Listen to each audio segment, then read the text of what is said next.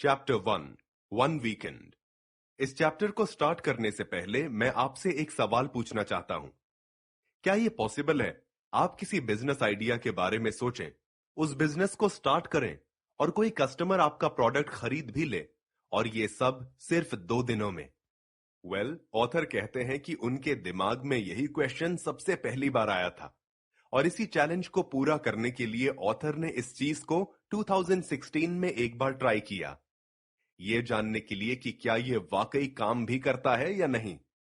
Author कहते हैं कि अपने पूरे बिजनेस करियर में उन्होंने कई सारी जगहों पे और इवेंट्स में पब्लिक स्पीकिंग की है, और चाहे कंट्री कोई भी हो, उन्होंने हमेशा दूसरे एंटरप्रेन्योर्स की कंपनी को एंजॉय किया है। क्योंकि सारे ही एंटरप्रेन्योर्स एक तरह सोचते हैं, वो किसी और के लिए काम नहीं करना चाहते, बल्कि वो खुद से कुछ करना चाहते हैं। एंटरप्रेन्योर्स वो लोग होते हैं जो डिफरेंट आइडियाज सोचते हैं और कई बार ऐसे प्रोडक्ट्स भी बनाते हैं जो पहले किसी ने ना बनाए हों। ये वो लोग होते हैं जो सोचते हैं कि लाइफ बहुत शॉर्ट है, इसीलिए इस लाइफ के हर एक सेकंड का फायदा उठाना चाहिए।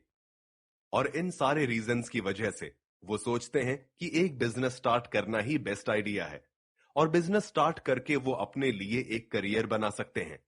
चाहे तो अपने फ्रेंड्स के साथ काम कर सकते हैं, कुछ ऐसा कर सकते हैं जो उन्हें पसंद है, और दुनिया में कोई पॉजिटिव चेंज ला सकते हैं।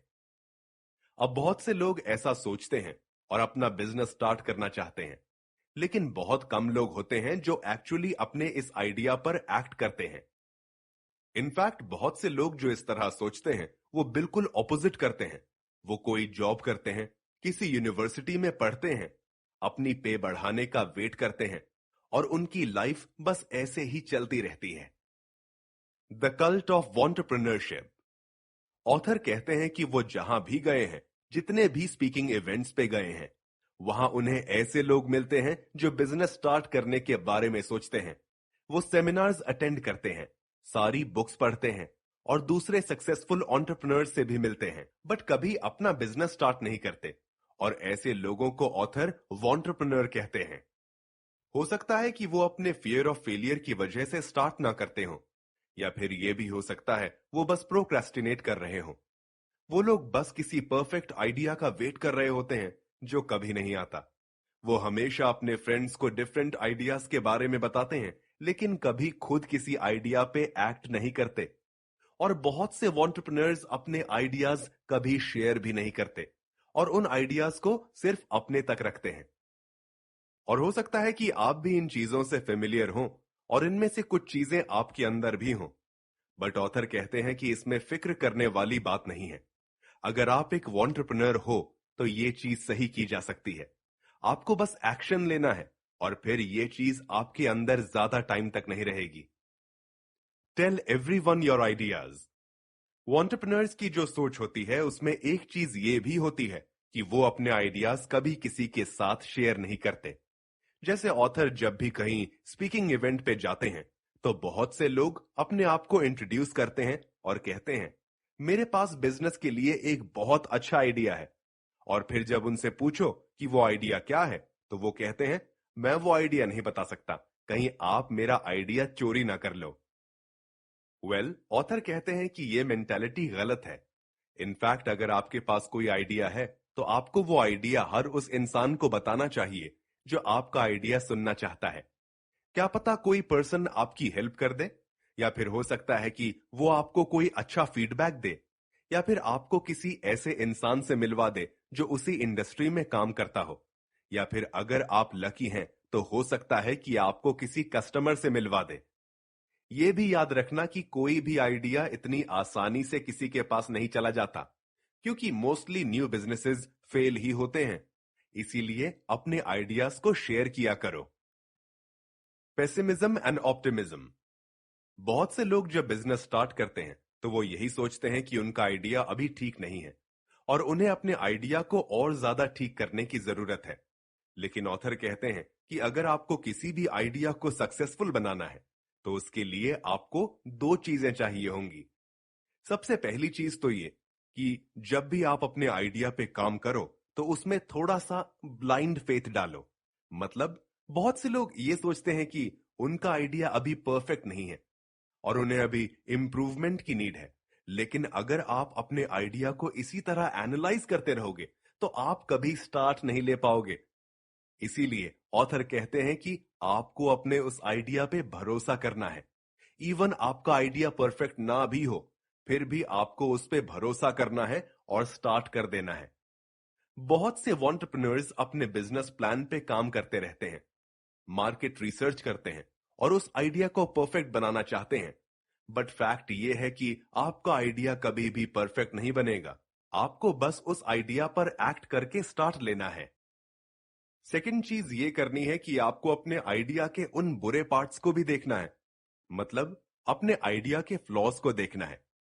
ऑथर सजेस्ट करते हैं कि आप इस बारे में अपनी इंडस्ट्री के लोगों से बात करें, उनसे अपना आइडिया शेयर करें और उनसे इस आइडिया पर फीडबैक लें, ताकि आपको अपने आइडिया के बारे में पता चल सके। याद रखना कि आपको अपने फैमिली एंड फ्रेंड्स से इसके बारे में नहीं पूछना, क्योंकि वो कई बार आपकी फीलिंग्स को हर्ट ना करने के लिए आपको ऑनेस्ट फीडबैक नहीं देंगे। लेकिन अगर आप इंडस्ट्री के लोगों से पूछेंगे तो वो आपको ऑनेस्ट फीडबैक देंगे। इस प्रोसेस में आपको बहुत ज्यादा टाइम नहीं लगेगा और आगे इस बुक में ऑथर ने हमसे कुछ वेज भी शेयर किए हैं जिससे आप ये प्रोसेस ज्यादा जल्दी कर पाओगे। जब आप लोगों से फीडबैक लोगे तो आपके कुछ आइडियाज ऐसे भी होंगे जिन्हें बिल्कुल भी पसंद नहीं किया जाएगा। इसीलिए अगर ऐसा कोई आइडिया हो जो किसी को पसंद ना आए, तो बेटर यह है कि आप भी उस आइडिया को चेंज कर दो और कुछ नए आइडियाज के बारे में सोचो। और आप चाहे जितने भी आइडियाज से गो थ्रू कर लो, मेन चीज ये है कि आप कभी हार नहीं मानो और हमेशा अपने अंदर कॉन्फिडेंस रखना और अच्छी होप्स रखना। ये करने से आप बहुत जल्द एंटरप्रेन्योर से एंटरप्रेन्योर बन जाओगे। My start as an entrepreneur. इस लेसन में ऑथर ने अपनी एंटरप्रेन्योरशिप की जर्नी के बारे में बताया है। वो कहते हैं कि वो एक बहुत ही यंग एज से एंटरप्रेन्योर बनना चाहते थे। वो एक यंग एज से ही चीजें बनाया करते थे और अपने नेबर्स को सेल किया करते थे। अपनी ये जर्नी उन्होंने 8 साल की उम्र में शुरू की थी। जब वो 8 साल के थे तो उन्होंने कुछ केक्स बेक किए थे और फिर उन केक्स को स्कूल में अपनी टीचर्स को सेल किया था और उससे जो पैसे आए थे वो उन्होंने ग्रीन पीस नाम की एक चैरिटी में दे दिए थे। जब वो 10 साल के हुए तो उनके ड्रीम्स और भी बढ़ते गए और उन्होंने अपने घर के पास बहुत से बिजनेसेस देखे। जैसे एक बार वो अपने दोस्त के साथ एक लोकल चिकन फार्म पे गए। वहां जाके उन्होंने सोचा, क्या बिजनेस है यार, बस फार्मर को चिकन्स को फीड करना है और जब वो अंडे दें तो वो उन अंडों को चोरी करके सेल कर दे और प्रॉफिट कमाए। ऑथर को यह आइडिया बहुत अच्छा लगा, इसलिए ऑथर ने उस फार्मर को कन्विंस किया और उस फार्मर ने उन्हें एक एग्स का बॉक्स फ्री में दे दिया। फिर वो उन एग्स को अपने घर ले गए और उन्होंने अपने पेरेंट्स से कहा कि उनके पास एक बहुत अच्छा बिजनेस आइडिया है।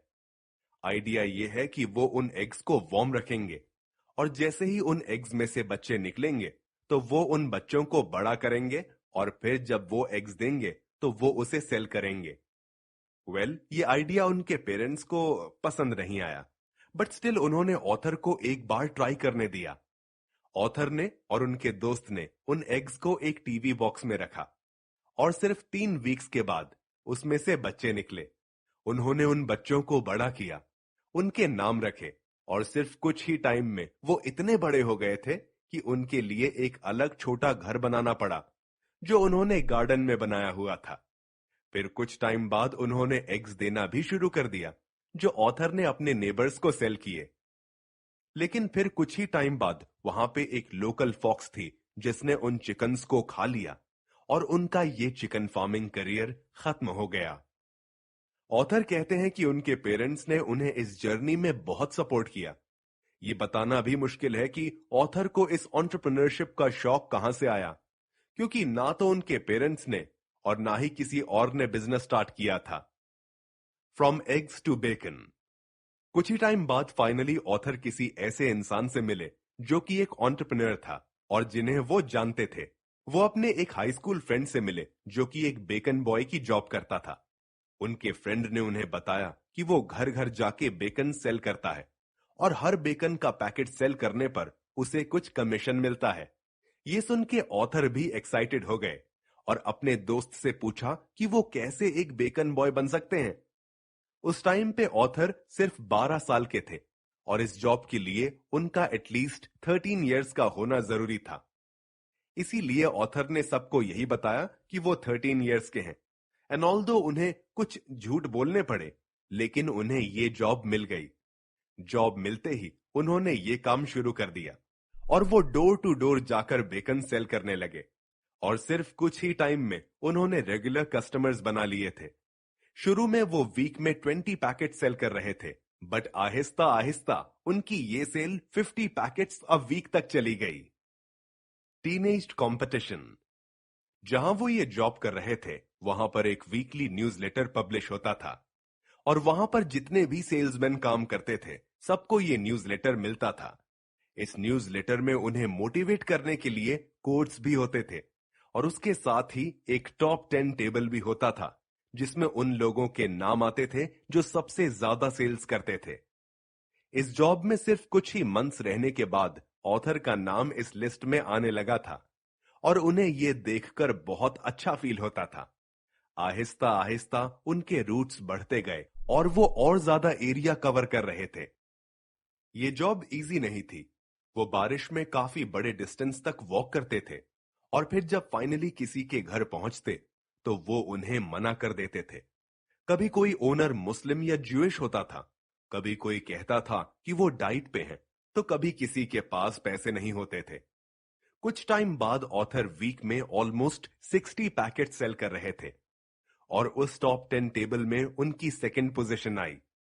उनसे आगे सिर्फ एक लड़का निकल गया जिसका नाम था Richard Field, but next week author ने उसे बीट किया और वो फर्स्ट पोजीशन पे आ गए। बट ये कंपटीशन अभी खत्म नहीं हुआ था और रिचर्ड इतनी आसानी से अपना फर्स्ट स्पॉट किसी को नहीं देने वाला था, इसलिए उनके बीच ये कंपटीशन चलता रहा। एक वीक वो फर्स्ट आता तो दूसरे वीक ऑथर फर्स्ट आते और उन दोनों की सेल्स हर वीक बढ़ती ही जा रही थी। फिर कुछ टाइम बाद ऑथर पैदल जाने की बजाय बाइसिकल का यूज करने लगे और फिर इस तरह उनकी सेल्स और ज्यादा बढ़ने लगी और वो पहले बेकन बॉय बन गए जिसने एक वीक में 100 पैकेट सेल किए। उनकी इस अकम्प्लिशमेंट से इंप्रेस होके उनके बॉस ने उन्हें एक नया जॉब ऑफर किया। उनके बॉस ने उन्हें ऑफर दिया कि वो उसे हर दिन स्कूल से पिक करेंगे और फिर उन्हें किसी ऐसे एरिया में छोड़ देंगे जहां वो कभी नहीं आए हों। फिर वहां पर उनके साथ एक बेकन बॉय होगा जो इतने अच्छे से परफॉर्म नहीं कर रहा होगा और ऑथर को उस बेकन बॉय की हेल्प करनी होगी। ये जॉब ऑथर को बहुत पसंद आया और इसके उन्हें दिन के 20 पाउंड्स मिल रहे थे। उनके पेरेंट्स ने उन्हें इसके लिए मना किया, बट वो ये जॉब करना चाहते थे और उन्होंने ये जॉब शुरू कर दी। उनके बॉस ने उन्हें वो हर चीज सिखाई जो वो जानते थे। ऑथर कहते हैं कि जिस बेकन मैन के पास वो जॉब करते थे वो वाकई एक बहुत अच्छा एंटरप्रेन्योर था। उसने ऑथर को कस्टमर सर्विस के बारे में सिखाया, जैसे एक चीज जिसे वो बहुत इंपॉर्टेंट समझते थे वो थी कॉल बैक्स। मतलब एक बार आपका कोई कस्टमर बन जाए, इसके बाद ये बहुत जरूरी है कि आप उसे डेली बेसिस पे बेकन सेल करो। जैसे जो ओल्ड लेडीज होती हैं वो बेकन्स डिलीवर करने का वेट करती हैं और अगर किसी दिन ऐसा ना हो तो वो कहीं और से बाय कर लेती हैं और फिर आप उस कस्टमर को हमेशा के लिए खो देते हो। इसलिए ये बहुत जरूरी है कि आपके जो कस्टमर्स हैं आप उन्हें ना छोड़ो और उनके पास वापस जरूर जाया करो। Keep on knocking. ऑथर कहते हैं कि उन्होंने अपनी इस जॉब से काफी कुछ सीखा है और ये जॉब करने से उनके एटीट्यूड पे बहुत ज्यादा इंपैक्ट हुआ है। ऑथर ये जॉब स्कॉटलैंड में करते थे और वहां पर ठंड बहुत ज्यादा थी और वेदर इतना ठंडा था कि उन्हें बेकन्स को रेफ्रिजरेटर में रखने की जरूरत ही नहीं पड़ती थी। ऑथर ये भी कहते हैं कि ये जॉब फिजिकली और मेंटली बहुत ज्यादा थका देती है क्योंकि वो डोर टू डोर जाते थे और उनमें से मैक्सिमम लोग उन्हें रिजेक्ट कर देते थे। वो 9 टाइम्स रिजेक्ट होते थे और फिर जब 10th डोर पे जाते थे तो इसके बाद जाकर उनका बेकन कोई खरीदता था। ऑथर कहते हैं कि जब शुरू में वो इस तरह बार बार रिजेक्ट किए जाते थे तो उन्हें बहुत मुश्किल होती थी, बट आहिस्ता आहिस्ता उन्होंने ये बात सीख ली कि उन्हें इस जॉब में और लाइफ में भी हजारों डोर्स पे नॉक करना होगा और अपनी एनर्जी ऐसी रखनी होगी जैसे वो डोर आखिरी है। जब भी कोई इंसान अपना एंटरप्रेन्योर करियर शुरू करता है, तो उसके साथ भी ऐसा ही होता है। उन्हें बार बार रिजेक्ट किया जाता है। वो कुछ ट्राई करते हैं, फिर फेल होते हैं। फिर वो अपनी स्ट्रैटेजी चेंज करते हैं और फिर से फेल होते हैं। और ये प्रोसेस चलता जाता है। ऑथर कहते हैं कि उन्हें अपनी इस जॉब से बहुत कुछ सीखने को मिला और एंटरप्रेन्योरशिप में उनका इंटरेस्ट बहुत बढ़ गया था। और उन्होंने सोचा कि वो भी एक बिजनेस स्टार्ट कर सकते हैं। उस टाइम पे वो एक टीनेजर थे जिसे बिजनेस के बारे में कुछ नहीं पता था। बट वो जानते थे कि वो भी अगर अच्छे से काम करें तो वो भी अपना खुद का एंटरप्राइज बना सकते हैं। और अपनी 48 आवर जर्नी स्टार्ट करने से पहले एक बात जरूर याद रखना, वो ये कि आप हमेशा छोटे से शुरू करते हो। जैसे अगर आप कोई प्रोडक्ट लॉन्च करना चाहते हो तो हो सकता है कि आपको उसके लिए दरवाजों पर नॉक करना पड़े, या फिर फोन पे सेल करना पड़े, या फिर कुछ भी हो सकता है। और इसमें कोई शर्म वाली बात नहीं है। अब चलिए हम वापस ऑथर की स्टोरी की तरफ आते हैं। ऑथर की जॉब अच्छे से चल रही थी और उनका वो बॉस उन्हें काफी कुछ सिखा भी रहा था। लेकिन फिर ऑथर ने सोचा कि मैं आखिर क्यों किसी और के लिए काम कर रहा हूं, जब मुझे ये पता है कि मैं ये खुद भी कर सकता हूं। ये सोच के ऑथर ने फाइनली अपनी उस जॉब से रिजाइन कर दिया और अपने बॉस को बताया कि वो अब खुद से कुछ करेगा। Be willing to try. Author कहते हैं कि उन्होंने अपनी अर्ली लाइफ में जितने भी एक्सपीरियंसेस किए, उनकी वजह से उनके एटीट्यूड पे बहुत ज्यादा इंपैक्ट पड़ा था। वो अपने आप को बहुत ज्यादा लकी भी समझते हैं, क्योंकि उनके पेरेंट्स ने हमेशा उन्हें और उनके भाई को सिखाया है कि हमेशा वो काम करो जिसमें तुम्हें मजा आए। अगर आप हर सुबह उठते हो और कोई ऐसा काम करते हो जिसमें आपको मजा आता है, तो यही सक्सेस है। उनके पेरेंट्स ने कभी उन्हें किसी चीज के लिए फोर्स नहीं किया और हमेशा उन्हें उनके ड्रीम्स में सपोर्ट किया है। आज भी जब वो उस टाइम को याद करते हैं तो वो काफी हैरान होते हैं, क्योंकि बचपन में वो पैसे कमाने के लिए जो भी करते थे उसमें उनके पेरेंट्स ने बहुत ज्यादा पेशेंस शो किया है। लेकिन आजकल पेरेंट्स अपने बच्चों को ऐसा करने नहीं देते। जैसे वो अपने घर में अपने बच्चों को फार्म एनिमल्स नहीं रखने देंगे। इवन बहुत से पेरेंट्स अपने बच्चों से ये भी कहते हैं कि उनके आइडियाज काम नहीं करेंगे। मतलब वो अपने बच्चों को खुद से सीखने नहीं देते। इंस्टेड वो खुद ही उस आइडिया के लिए मना कर देते हैं। ऑथर कहते हैं कि उस बेकन मैन के पास काम करके उन्हें पता चल गया था कि एक एंटरप्रेन्योर होना कैसा है। वो बेकन मैन अपनी लाइफ अपनी मर्जी से जीता था और वो जो काम करता था वो उसे एंजॉय करता था। अपने उस बेकन एम्पायर की वजह से वो साल में 3 या 4 बार हॉलिडेज पर जाता था और वो इतना ज्यादा काम भी नहीं करता था। ज्यादातर काम उसके पास जॉब करने वाले टीनेजर्स करते थे। ऑथर कहते हैं कि उन्होंने अपने इस बचपन की वजह से बहुत से बिजनेसेस किए। काफी सारे फेल भी हुए और कुछ सक्सेसफुल भी हुए। उन्होंने बहुत से बिजनेस आइडियाज पर काम किया और उनमें से काफी सारे तो काम ही नहीं किए। अपने बचपन में ऑथर ने काफी सारे बिजनेस आइडियाज को ट्राई किया। जैसे उन्होंने नैपीज बनाने की कोशिश की जो कि टॉयलेट से फ्लश डाउन हो जाएं, ताकि उन्हें जमीन में ना फेंकना पड़े। इसके अलावा उन्होंने चॉकलेट बार सेल किए जिसपे टीचर्स के फेसेस को प्रिंट किया गया था। इसके अलावा उन्होंने लोगों के लिए वेबसाइट्स बनाई, फनी टी शर्ट्स को प्रिंट करने का काम किया, रेस्टोरेंट बुकिंग ऐप बनाया, फूड सब्सक्रिप्शन बिजनेस स्टार्ट किया और ऐसे कई सारे बिजनेसेस किए जिससे उनको कोई प्रॉफिट भी नहीं मिला। बट इंपॉर्टेंट बात यह है कि इतनी बार फेल होने के बावजूद भी ऑथर ने हार नहीं मानी और वो हमेशा नए नए आइडियाज पर काम करते रहे। जब वो एक छोटे बच्चे भी थे उस वक्त भी वो यही करते थे। जब वो किसी चीज में फेल हो जाते तो फौरन दूसरा काम शुरू कर देते थे, क्योंकि वो आइडियाज को ट्राई करने से नहीं डरते थे। My first weekend as an entrepreneur. Bacon service में काम करने के बाद ऑथर किसी नए बिजनेस आइडिया के बारे में सोचने लगे। एक बार उन्होंने देखा कि उनकी ग्रैंडमदर अपने किचन में जैम बना रही थी और वो ये जैम काफी टाइम से बना रही थी। वो जैम देख के ऑथर के दिमाग में आया कि उनका प्रोडक्ट वो जैम होगा। इसके बाद उनकी ग्रैंडमदर ने उनसे जैम बनाने की सीक्रेट्स शेयर किए और उन्होंने मिलके कुछ जैम की जार्स बनाई। फिर वो मार्केट गए, वहां से कुछ फ्रूट्स खरीदे और फिर खुद से जैम बनाया। इसके बाद उन्होंने कंप्यूटर पे कुछ लेबल्स प्रिंट किए और फिर अपने जैम के जार्स तैयार करके वो उसे बेचने निकल गए। जब वो बेचने निकले तो ऑलमोस्ट सबने मना कर दिया, बट कुछ देर बाद ही उन्हें एक लेडी मिली जो उन्हें उनकी बेकन वाली जॉब से जानती थी और उन्होंने वो जैम का जार खरीद लिया। ये देख के ऑथर बहुत एक्साइटेड हुए और उसके बाद वो फुल एनर्जी के साथ डोर टू डोर गए और वो सारे जैम के जार्स सेल कर दिए। वो अपने इस बिजनेस में काफी सक्सेसफुल हो रहे थे। इनफैक्ट एडिनब्रा इवनिंग न्यूज में उनकी स्टोरी भी आई। उस दिन के बाद से उन्होंने सोचा कि वो यही काम करेंगे। उन्होंने सोचा कि वो स्कूल छोड़ देंगे और ये काम फुल टाइम करेंगे। कुछ ही टाइम बाद वो हर दिन जैम बनाने का काम कर रहे थे और उसे सेल कर रहे थे। जैसे जैसे उनके कस्टमर्स उन्हें फीडबैक दे रहे थे, वैसे वैसे वो अपनी रेसिपी में चेंजेस भी कर रहे थे। बहुत सारे लोगों ने उनसे कहा कि उन्होंने जैम इसलिए नहीं खाया क्योंकि उनके जैम में शुगर बहुत है। इस फीडबैक के बेस पे ऑथर को एक आइडिया आया। उन्होंने सोचा कि क्यों ना वो ऐसा जैम बनाए जिसमें 100% फ्रूट हो। फिर इस जैम को तैयार करने के लिए उन्होंने कई महीनों तक अपने किचन में एक्सपेरिमेंट किया। उन्होंने कोशिश की कि उनका जैम 100% फ्रूट से बने और साथ ही उन्होंने शुगर की बजाय हनी का यूज किया। जब उन्होंने ये जैम बना लिया तो उनका ये ड्रीम बन गया कि उन्हें अपना ये लेटेस्ट आइडिया सारे सुपरमार्केट्स में सेल करना है और उन्होंने इस जैम का नाम भी रख लिया था। वो इस जैम को सुपर जैम कहते थे।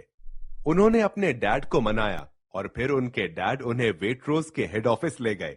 बेसिकली वेट्रोज एक सुपरमार्केट है जो कुछ स्पेशल इवेंट्स होस्ट करती है। इन इवेंट्स को कहते हैं मीट द बायर डेज।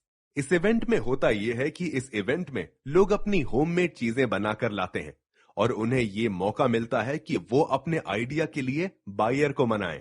जब ऑथर की बारी आई तो ऑथर ने बायर को बताया कि वो एक जैम सेल करना चाहते हैं जो कि 100% फ्रूट से बना हो।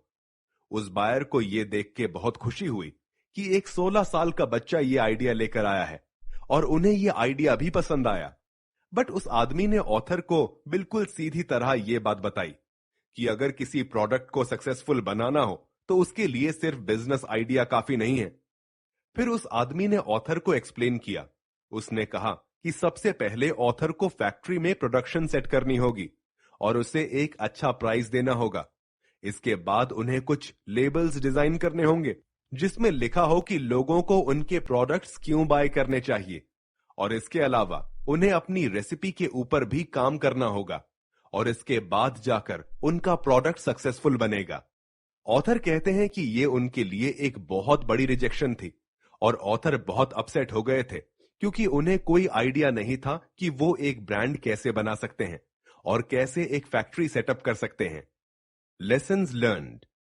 वैसे तो उन्होंने अपना ये जैम बिजनेस काफी जल्दी स्टार्ट कर लिया था, लेकिन इस प्रोसेस का जो नेक्स्ट स्टेप था, मतलब ऑथर उस जैम को सुपर स्टोर्स में सेल करना चाहते थे, वो स्टेप इतनी जल्दी नहीं होने वाला था क्योंकि अब उन्हें प्रोडक्ट बनाने के अलावा और भी बहुत कुछ करना था और ये टास्क बहुत बड़ा था। 1 साल बाद तक ऑथर ने वो सारी चीजें कर ली जो उस बायर ने ऑथर से कही थी और फिर 1 साल बाद वो उस बायर से फिर से मिले, बट अनफॉर्चुनेटली उस बायर ने उन्हें अगेन रिजेक्ट कर दिया।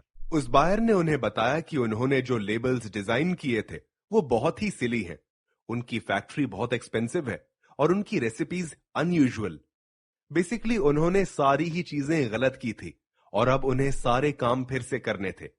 ये सब सुन के ऑथर को बहुत बुरा लगा था, बट अब वो ये बात जान गए थे कि रिजेक्शन इस प्रोसेस का ही एक हिस्सा है। उन्होंने ये भी सीखा कि फैमिली एंड फ्रेंड्स आपको हमेशा सपोर्ट और हेल्प करते हैं, बट वो कभी भी आपको बिल्कुल सही एडवाइस नहीं दे सकते क्योंकि जब भी वो आपको फेल होते हुए देखेंगे तो ये चीज उन्हें हर्ट करेगी और वो चाहेंगे कि आप रुक जाएं। ऑथर कहते हैं कि आपको जिस पर्सन की सबसे ज्यादा बात सुननी चाहिए वो है आपका कस्टमर। अगर ऑथर के जैम की बात की जाए तो उन्होंने हर चीज गलत की थी, बट स्टिल उनके बायर को उनका ये आइडिया पसंद था और इसीलिए वो इस चीज पर काम कर रहे थे। ऑथर कहते हैं कि अगर किसी को आपका आइडिया पसंद ना आए, इंक्लूडिंग द कस्टमर्स, तो फिर आपको अपने आइडिया में चेंजेस लाने चाहिए। लेकिन अगर आपके कस्टमर को आपका आइडिया पसंद आए और वो खरीदने में इंटरेस्टेड हो, तो फिर आपको उस चीज को करते रहना चाहिए। और इसीलिए ऑथर भी अपने उस आइडिया पर काम करते रहे और कुछ टाइम में उन्होंने नए लेबल्स भी बना लिए और एक नए फैक्ट्री वर्कर को कन्विंस कर लिया कि वो उनके साथ काम करे। और फिर इसके बाद फाइनली उस सुपरमार्केट ने भी उन्हें यस कर दिया। उसके कुछ ही टाइम बाद उन्होंने सुपर जैम को मोर देन 1000 स्टोर्स में लॉन्च कर दिया। इससे भी बड़ी बात यह थी कि super jam national museum of Scotland में एंटर हो गया था as an iconic Scottish brand. इसके अलावा सुपर जैम साउथ कोरिया में भी काफी फेमस हुआ था। उनकी ग्रैंडमदर के लिए सबसे बड़ा दिन वो था जब दोनों बकिंगम पैलेस में गए थे, जहां प्रिंस चार्ल्स ने उन्हें मेडल प्रेजेंट किया था। बट ऑथर कहते हैं कि जो चीज उन्होंने सबसे ज्यादा एंजॉय की थी वो ये था कि उनकी लाइफ स्टोरी जापान के एक टीवी ड्रामा में आई। सुपर जैम एक बहुत बड़ा सक्सेस था।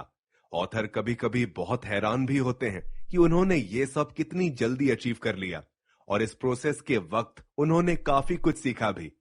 स्टार्ट में उन्हें कोई आइडिया नहीं था कि एक ब्रांड कैसे बनता है, फाइनेंसेस कैसे मैनेज होते हैं और कुछ भी नहीं पता था। बट इस प्रोसेस के दौरान उन्होंने काफी गलतियां की, बहुत सा टाइम वेस्ट हुआ और इसी तरह कर करके उन्होंने ये सारी चीजें सीखी। लेकिन बाद में जब उन्होंने अपना सेकंड और थर्ड बिजनेस शुरू किया तो उन्होंने अपनी मिस्टेक्स को रिपीट नहीं किया और फिर ये प्रोसेस काफी तेज हो गया। Envelope coffee. इस लेसन में ऑथर ने अपने कॉफी बिजनेस की स्टोरी बताई है। ऑथर का एक बहुत ही अच्छा दोस्त है जिसका नाम है लेनर्ट क्लर्क्स। लेनर्ट एक बहुत ही इंटरेस्टिंग आदमी है। वो 7 लैंग्वेजेस में बात कर सकता है।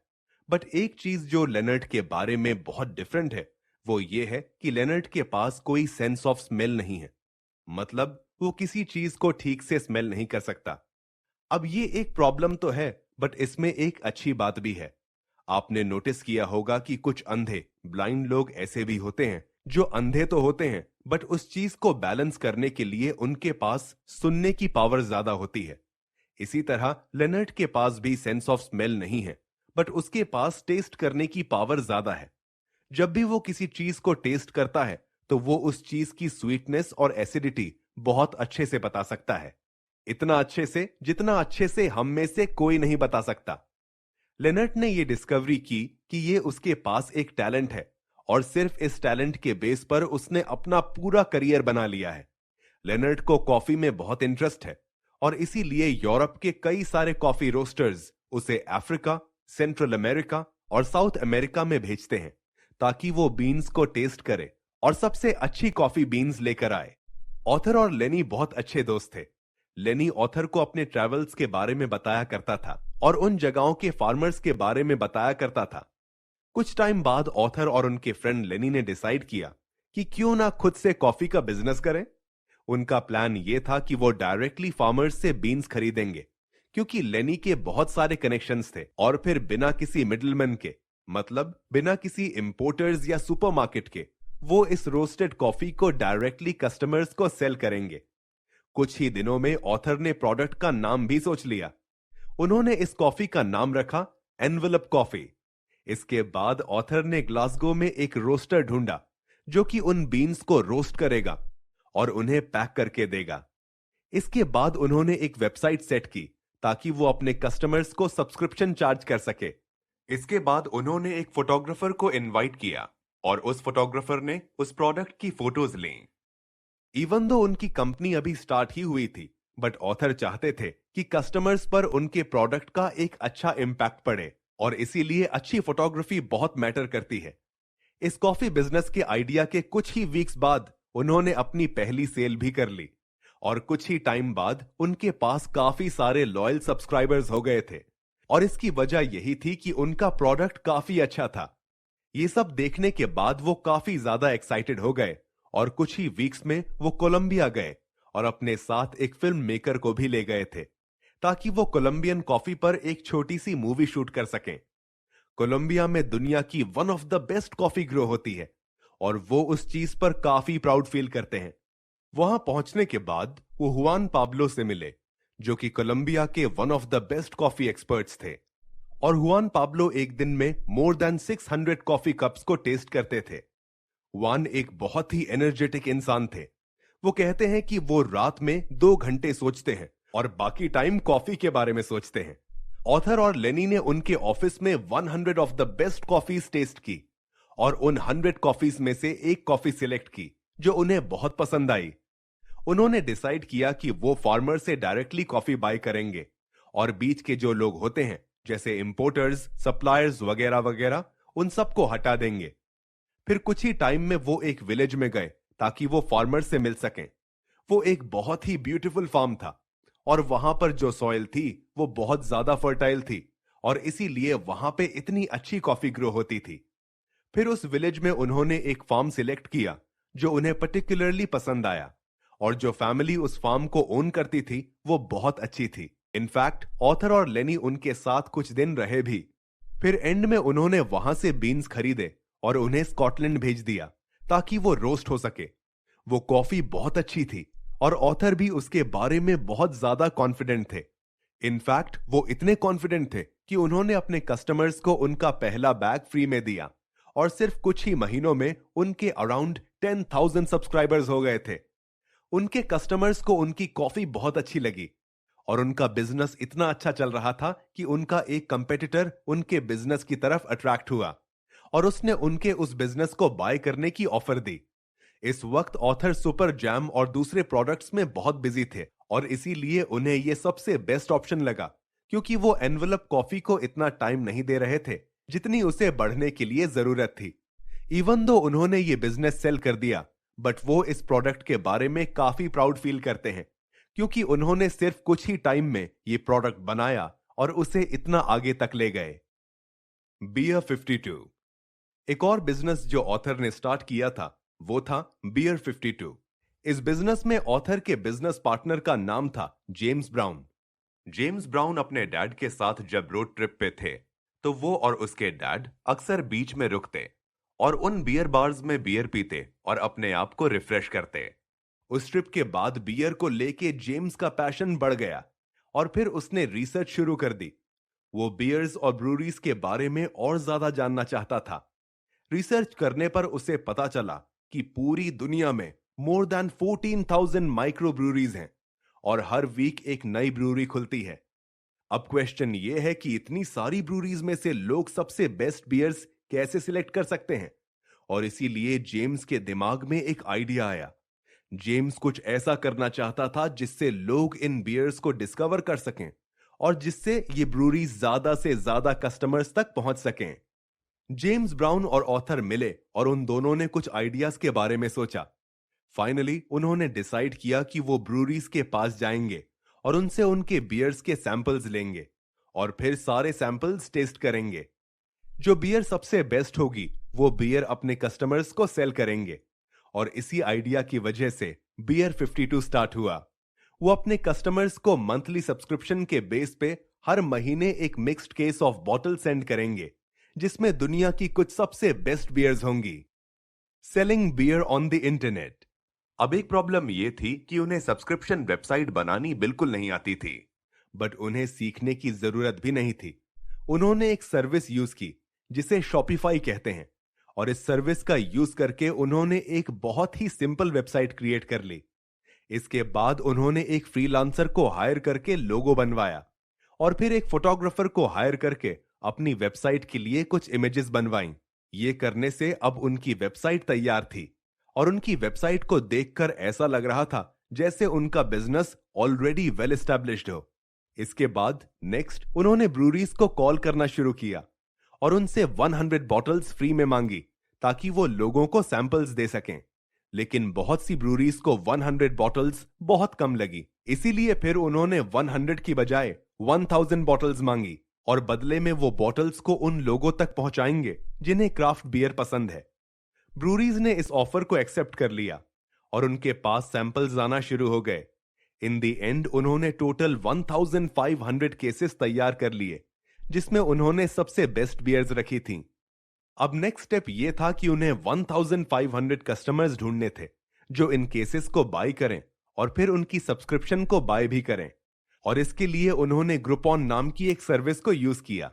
ग्रुपॉन की हेल्प से उन्होंने मिलियंस ऑफ पीपल को ईमेल सेंड किए और उन्हें एक स्पेशल डील भी दी और ये लॉन्च करने के सिर्फ 40 मिनट्स के अंदर ही उनकी सारी बियर सेल हो गई। बाद में जब उन्होंने अपने कस्टमर्स को बियर सेंड की तो बहुत सी कंप्लेन्स भी आईं, क्योंकि उन्होंने ठीक से पैकेजिंग नहीं की थी, जिसकी वजह से बियर की बॉटल्स टूट गई थीं। इसके बाद उन्होंने वो सारी टूटी हुई बॉटल्स को रिप्लेस किया और अपने कस्टमर्स को रिफंड किया। तब से लेकर आज तक उनके क्लब में मोर देन 1 लाख मेंबर्स हो गए हैं। उन्होंने मिलियंस ऑफ बॉटल सेल की हैं और दुनिया के कुछ बेस्ट ब्रूरीज के साथ काम किया है। ऑथर का यह बिजनेस इतना सक्सेसफुल इसलिए बना क्योंकि उन्होंने बैठ के सिर्फ प्लानिंग नहीं की, बल्कि उस आइडिया पर एक्ट किया। जैसे जैसे उनका बिजनेस बढ़ता गया, उन्होंने इन प्रिंसिपल्स को और ज्यादा अप्लाई किया। जो आइडियाज काम कर गए उन पे उन्होंने काम किया और जिन्होंने काम नहीं किया उन्हें छोड़ दिया। Human behaviour. बियर 52 के सक्सेस की एक और वजह भी थी। रीजन ये था कि उनका बिजनेस मॉडल उनके कस्टमर्स की हैबिट्स के साथ फिट करता था। मोस्टली लोग जब कोई सब्सक्रिप्शन बाय करते हैं तो वो उस वक्त तक उस सब्सक्रिप्शन को कंटिन्यू करते हैं जब तक उन्हें अच्छा प्रोडक्ट मिल रहा हो। अगर सब्सक्रिप्शन की बजाय उनके कस्टमर्स हर महीने उनकी वेबसाइट पे आके ऑर्डर देते तो इससे वो काफी कम ऑर्डर देते, क्योंकि बहुत से लोग हर महीने वेबसाइट पे आके ऑर्डर नहीं देते क्योंकि इसमें उन्हें लेजीनेस फील होती है। जबकि एक सब्सक्रिप्शन में आपको कुछ नहीं करना पड़ता। सब्सक्रिप्शन एक बहुत ही कन्वीनियंट वे है जिसकी हेल्प से आपको हर महीने अपने आप वो प्रोडक्ट मिल जाता है। You aren't alone. ऑथर ने बहुत से बिजनेसेस किए हैं और एक चीज जो उन्होंने बहुत नोटिस की है वो ये है कि जब भी वो किसी आइडिया पर काम करते हैं, दुनिया में कोई और इंसान भी उस सेम आइडिया पर काम कर रहा होता है। कोई ना कोई तो होता है जिसके इंटरेस्ट्स भी वही सेम होते हैं और वो पर्सन भी वही बिजनेस करना चाहता है। कई बार ऐसा भी होता है कि मार्केट में प्रोडक्ट्स भी उसी सेम टाइम में आते हैं। जैसे ऑथर ने अपना एक एग्जाम्पल शेयर किया है। उन्होंने अब तक जितने भी प्रोडक्ट्स बनाए हैं, जैसे super jam, envelope coffee, beer 52 वगैरह वगैरह, अब सारे ही कंपेटिटर्स ने वही सेम प्रोडक्ट्स तैयार करना शुरू कर दिए हैं। इन शॉर्ट, आप भी अगर कोई बिजनेस स्टार्ट करेंगे तो चांसेस ये हैं कि कोई और भी उसी बिजनेस या प्रोडक्ट के बारे में सोच रहा होगा। ऑथर कहते हैं कि ऐसे एनवायरनमेंट में सबसे बेस्ट काम आप ये कर सकते हैं कि आपको दूसरे लोगों से ज्यादा फास्ट मूव करना है। जैसे जब भी आपके दिमाग में कोई आइडिया आए तो चांसेस हैं कि कोई और भी उसी आइडिया के बारे में सोच रहा हो, और ऐसे में अगर आपको उनसे आगे निकलना है तो आपको उनसे पहले स्टार्ट करना होगा। अगर आप अपने आइडिया को बस प्लान ही करते रहोगे तो कोई और उसको स्टार्ट कर देगा और आपसे आगे निकल जाएगा। Starting up fast. जब ऑथर ने सुपर जैम स्टार्ट किया तो उन्हें काफी डिफिकल्टीज फेस करनी पड़ी और कई बार ऐसे भी टाइम्स आए जब उन्होंने गिव अप करने का सोचा। सेम यही चीज उन्होंने अपने बाकी बिजनेसेस में भी देखी। लेकिन सुपर जैम के बाद उन्होंने जब भी कोई नया बिजनेस सेटअप किया, उन्होंने ये नोटिस किया कि उनका ये बिजनेस स्टार्ट करने का प्रोसेस फास्ट होता जा रहा था। इवन अगर आपके प्रोडक्ट्स डिफरेंट हों, लेकिन जो प्रोसेस होता है वो सेम होता है। ऑथर ने अपने इन बिजनेसेस के वक्त बहुत सी चीजें सीखी। उन्होंने सोचा कि बिजनेस स्टार्ट करने का कोई तो बेटर वे होगा जिसकी हेल्प से वो सिर्फ 2 दिनों में कोई बिजनेस स्टार्ट कर सकें। Shoestring budgets. एक बिजनेस स्टार्ट करने के लिए आपको बहुत सारा कैपिटल भी चाहिए होता है, लेकिन ऑथर कहते हैं कि आपको इतना सारा कैपिटल उसी वक्त चाहिए होगा जब आप बिजनेस उसी नॉर्मल वे में स्टार्ट करोगे।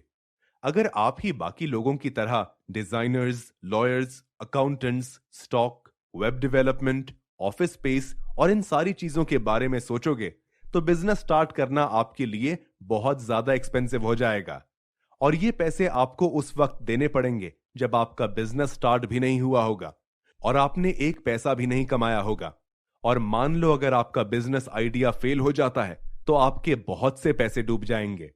लेकिन अगर बिजनेस स्टार्ट करने का कोई ऐसा तरीका हो जिसमें ज्यादा पैसे खर्च ना हो, तो ऐसे में अगर आपका बिजनेस फेल भी हो जाए तो आपको इतनी प्रॉब्लम नहीं होगी।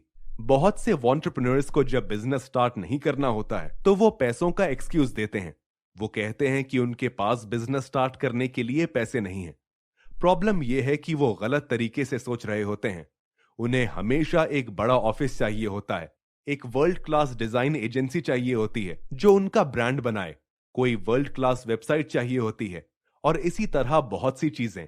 बट ऑथर कहते हैं कि एक प्रोडक्ट को मार्केट तक ले जाने के लिए आपको इन सारी चीजों की जरूरत नहीं है। The 48 hour startup.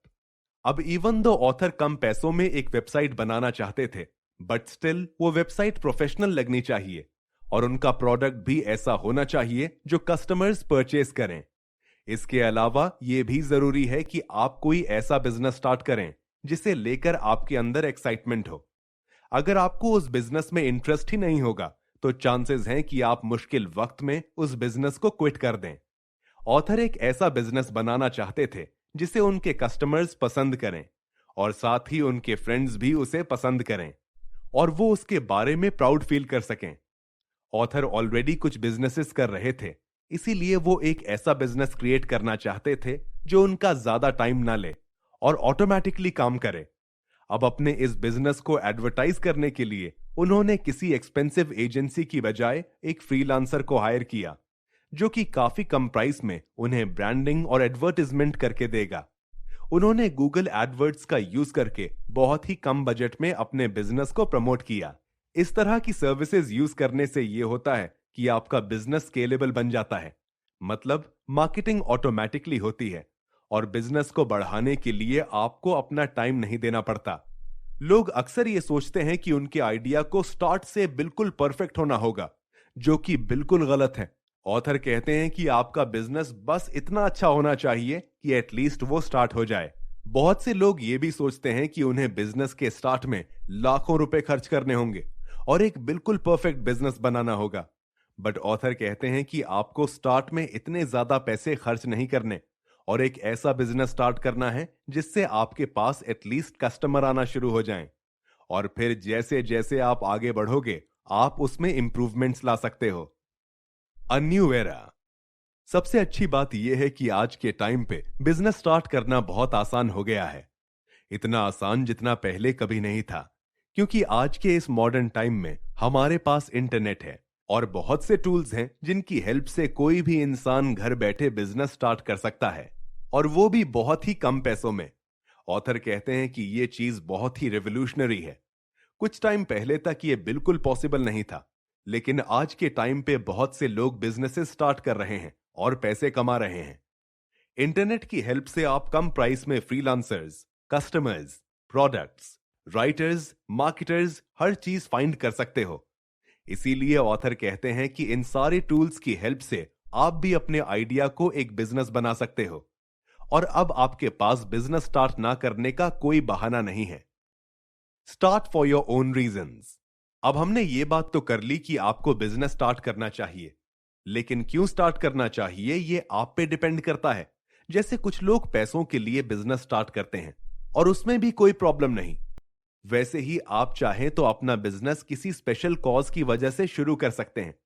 For example, आप अपनी एडवर्टाइजमेंट की हेल्प से किसी इश्यू पर प्रोटेस्ट कर सकते हैं। जैसे द बॉडी शॉप नाम की एक कंपनी है जिसने एनिमल राइट्स को लेकर प्रोटेस्ट शुरू किया था। ऑथर के लिए सबसे एक्साइटिंग बात यह है कि वो सिर्फ एक आइडिया से शुरू करते हैं और फिर वो आइडिया एक बिजनेस बन जाता है और दुनिया में कुछ डिफरेंस लाता है। ऑथर कहते हैं कि बिजनेस ने उनकी पूरी लाइफ चेंज कर दी है। बिजनेस की वजह से वो फाइनेंशियली फ्री हो गए हैं। बिजनेस की वजह से उन्होंने मोर देन 50 कंट्रीज में ट्रैवल किया है और वो एक ऐसा काम कर रहे हैं जो उन्हें पसंद है, जबकि उनके बहुत से दोस्त ऐसी जॉब्स कर रहे हैं जो उन्हें बिल्कुल नहीं पसंद। इसीलिए आप भी अपना बिजनेस स्टार्ट करने के लिए कोई भी रीजन ढूंढो। जो चीज आपको मोटिवेट करे वो आप रीजन बना सकते हो। फोकस। हमारी लाइव्स आजकल बहुत ज्यादा बिजी और नॉइजी हो गई हैं। रिसर्च से पता चला है कि एक एवरेज पर्सन दिन में 20 टाइम्स अपना फेसबुक चेक करता है। इसके अलावा हम टीवी देखते हैं, न्यूज़पेपर पढ़ते हैं, यूट्यूब वीडियोस देखते हैं, ईमेल्स पढ़ते हैं और इसी तरह अपना सारा टाइम गुजार देते हैं। इसके बाद हमारे पास बहुत ही कम टाइम रह जाता है उन लोगों के लिए जिनके साथ हम रहते हैं। हम में से मैक्सिमम लोगों के साथ यही प्रॉब्लम है। हम कभी किसी एक चीज पे फोकस नहीं करते। ज्यादातर लोग प्रेजेंट मोमेंट में भी नहीं रहते। हमें बस यही लगता है कि हम बहुत बिजी हैं, अभी हमारे पास टाइम नहीं है, हम ये बाद में करेंगे। आपने कभी ये नोटिस किया है कि अपने पूरे वर्क डे में आप बिजी रहे हो और फिर एंड में आप सोचो मैंने पूरे दिन में क्या काम किया। ऐसा इसलिए होता है क्योंकि हम कभी किसी एक चीज पे फोकस नहीं करते। इंस्टेड हम कॉन्स्टेंटली नए आइडियाज के बारे में जानते हैं, बट कभी भी उन आइडियाज में से किसी एक आइडिया पर भी ठीक से काम नहीं करते। सबसे बुरी बात यह है कि जब लोग किसी एक चीज पर फोकस नहीं करते तो वो बस वेट ही करते रह जाते हैं। लोग डिनर पार्टीज में जाते हैं और साथ ही हर 5 मिनट में अपना फोन चेक करते हैं और यहां वहां की खबर रखते हैं, लेकिन उनकी प्रेजेंट लाइफ में जो हो रहा है वो उसे एंजॉय नहीं करते। अगर हम अपनी लाइफ में चीजों को अनडिवाइडेड अटेंशन दें, मतलब हर एक चीज पे ठीक से फोकस करें, तो इससे आप बहुत कुछ अचीव कर सकते हो। आजकल हमारे पास ऑप्शंस इतने ज्यादा हैं कि हम लोग चूज ही नहीं कर पाते कि हम करें क्या, और ऐसे में ज्यादातर लोग कुछ भी नहीं करते। एक वक्त ऐसा था जब आपकी लाइफ के ज्यादातर डिसीजंस आपके लिए ऑलरेडी ले लिए जाते थे। जैसे पहले के टाइम में लोग किसी लोकल मिल में या फिर किसी फैक्ट्री में सारी जिंदगी काम करते हुए गुजार देते थे, बिल्कुल अपने पेरेंट्स की तरह। लेकिन आज वक्त बदल गया है। आज आपकी लाइफ में जो भी होगा वो आपने खुद डिसाइड करना है। इस बुक में ऑथर हमें सिखाएंगे कि आप कैसे 48 आवर्स के अंदर अपना बिजनेस स्टार्ट कर सकते हो। बट उसके लिए यह बहुत जरूरी है कि आप इस टास्क पर पूरे फोकस के साथ काम करो। अगर आप अपनी लाइफ की डिस्ट्रैक्शन से हटकर अपनी पूरी अटेंशन इस टास्क को दोगे, तो आप सिर्फ 2 दिन में वो अचीव कर सकोगे जो आपको लगता था कि आपको अचीव करने के लिए कई साल लगेंगे। याद रखो, the 48 hour startup is an experiment in focus, जिसमें आपको 48 आवर्स के लिए अपना फोकस देना होगा, तभी रिजल्ट्स मिलेंगे। Pizza pilgrims. आज के इस टाइम पे लोग पिज्जा बहुत पसंद करते हैं और बहुत से लोग ये भी सोचते हैं कि वो कोई पिज्जा रेस्टोरेंट खोलें। लेकिन आज के टाइम में पूरी दुनिया में बहुत से पिज्जा रेस्टोरेंट्स हैं, और ऐसे टाइम में एक और पिज्जा रेस्टोरेंट खोलना काफी रिस्की है और इसके लिए आपको काफी हिम्मत चाहिए। बट स्टिल ये पॉसिबल जरूर है। 2 भाई हैं, जेम्स और थॉम, जिन्होंने ये प्रूव करके दिखाया है। ये दोनों भाई अपना पिज्जा रेस्टोरेंट खोलना चाहते थे और आज लंदन में इनके कई सारे पिज्जा रेस्टोरेंट्स हैं। अब ये दोनों भाई एक ऐसा काम कर रहे हैं जो इन्हें पसंद है। बट जेम्स और थॉम कहते हैं कि एक रेस्टोरेंट चलाना इतना इजी नहीं है। कुछ टाइम पहले ऑथर ने इन दोनों का इंटरव्यू लिया था, जिसमें उन्होंने कई सारी चीजें शेयर की। वो कहते हैं कि एक इंसान के लिए यह बहुत जरूरी है कि वो अपने 20s में कुछ ऐसा ढूंढ ले जो उसे पसंद है और जिसमें वो अच्छे भी हों। बट ये कभी नहीं सोचना कि एक बिजनेस स्टार्ट करने से आपका हर दिन बहुत अच्छा हो जाएगा। ये कोई डिज्नी मूवी नहीं है। बिजनेस स्टार्ट करने के बाद आपकी लाइफ में अच्छे दिन भी आएंगे और कभी बुरे दिन भी आएंगे, लेकिन ये जरूर है कि हर दिन डिफरेंट होगा। और जब आप कोई बिजनेस स्टार्ट करते हो तो आपकी लाइफ कंप्लीटली आपके हाथ में होती है। ऑथर ने उनसे इस इंटरव्यू में यह भी पूछा कि क्या एक बिजनेस पार्टनर होना हेल्पफुल है, तो उन्होंने इस पे कहा कि हां, एक बिजनेस पार्टनर होना हेल्पफुल होता है। वो पार्टनर आपको आपके अच्छे वक्त में और आगे ले जाएगा और आपके बुरे वक्त में आपका साथ देगा।